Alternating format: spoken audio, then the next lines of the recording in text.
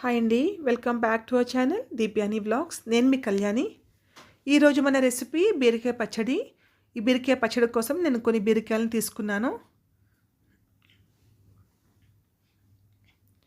తీసుకొని వాటిపైన ఉండే నార ఉంటుంది కదా, దాన్ని మాత్రమే చాకు సహాయంతో కానీ పిల్లర్ సహాయంతో కానీ తీసుకోవాలి. బీరకాయ పైన ఉన్న పొట్టు మొత్తం తీయకూడదు. ఓన్లీ హార్డ్గా ఉంటుంది కదా,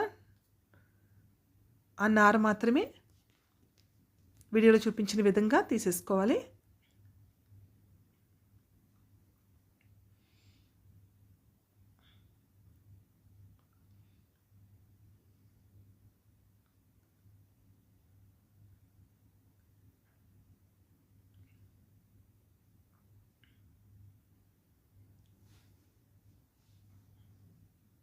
ఈ విధంగా బీరకాయలన్నింటికి కూడా పైన నారని తీసేసి ఇప్పుడు వీటిని చిన్న చిన్న ముక్కల కింద కట్ చేసుకుంటున్నాను.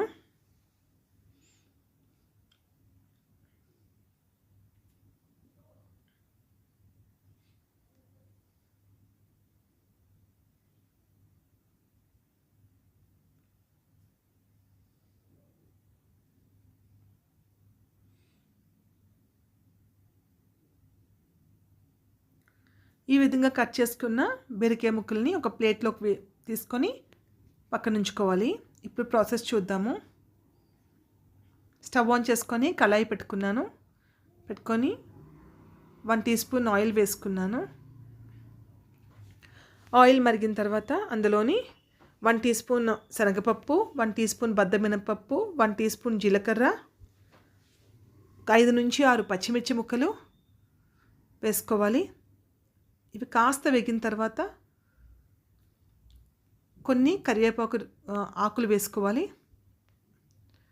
వేసుకొని ఇవన్నీ కూడా బాగా ఫ్రై చేసుకోవాలి. పోపు అనేది అస్సలు మాడకూడదు, కాస్త వేగితే సరిపోతుంది. ఇలా వేయించుకున్న ఇవన్నీ కూడా ఒక ప్లేట్లోకి ట్రాన్స్ఫర్ చేసుకోవాలి. ఇప్పుడు అదే కళాయిలో కట్ చేసి ఉంచుకున్న బీరకాయ ముక్కల్ని ఫ్రై చేసుకోవాలి.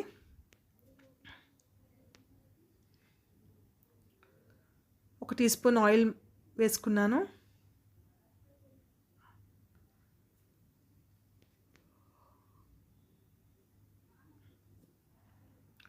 కాసంత పసుపు వేసుకుంటున్నాను, అలాగే సాల్ట్ వేసుకున్నాను. సాల్ట్ వేసుకున్న తర్వాత బీరకాయల నుంచి వాటర్ అంతా కూడా బయటికి ఊరుతుంది, ముక్కలు అనేవి త్వరగా వేగిపోతాయి. ఇవి వేగంగా కుక్ అవ్వాలంటే కాసేపు దీనిపైన మూత పెట్టుకోవాలి. మధ్య మధ్యలో అడుగు పట్టకుండా కలుపుకుంటూ చెక్ చేసుకోవాలి.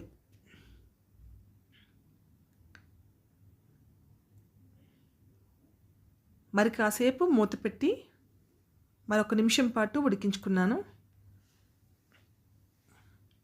ఇప్పుడు బీరకాయ ముక్కలు అయితే బాగా ఉడికిపోయాయి కదా, వీటిని ఒక ప్లేట్లోకి ట్రాన్స్ఫర్ చేసుకుంటున్నాను.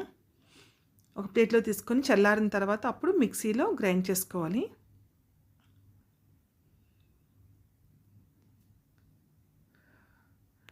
ఇప్పుడు ఒక మిక్సీ గిన్నె తీసుకొని ముందుగా నేను ఫ్రై చేసి పెట్టుకున్న పోపుని గ్రైండ్ చేసుకుంటున్నాను.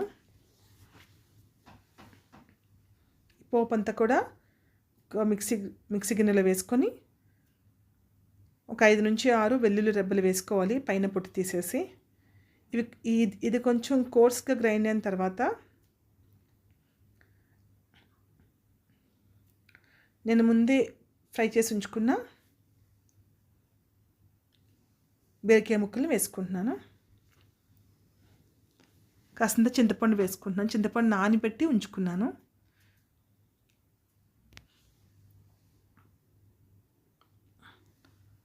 ఈ విధంగా పచ్చడిని అయితే గ్రైండ్ చేసుకోవాలి మిక్సీ గిన్నెలో. ఇప్పుడు పోపు కోసము అదే కళాయిలో 1 టీ స్పూన్ ఆయిల్ వేసుకున్నాను.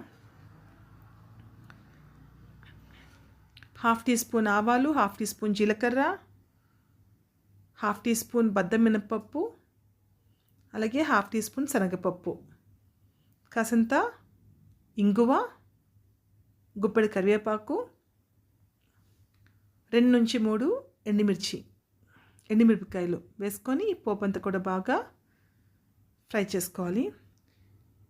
ఇప్పుడు ఆ పోపులో నేను ముందే గ్రైండ్ చేసి ఉంచుకున్న పచ్చడిని వేసుకొని పోపు అంతా పచ్చడికి బాగా పట్టేలాగా కలుపుకుంటూ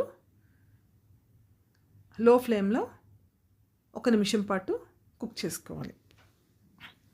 అంతేనండి, ఎంతో టేస్టీ అయిన బీరకాయ పచ్చడి అయితే రెడీ అయిపోతుంది. ఇది అన్నంలో కాసింత నెయ్యి వేసుకొని తింటే చాలా టేస్టీగా ఉంటుంది.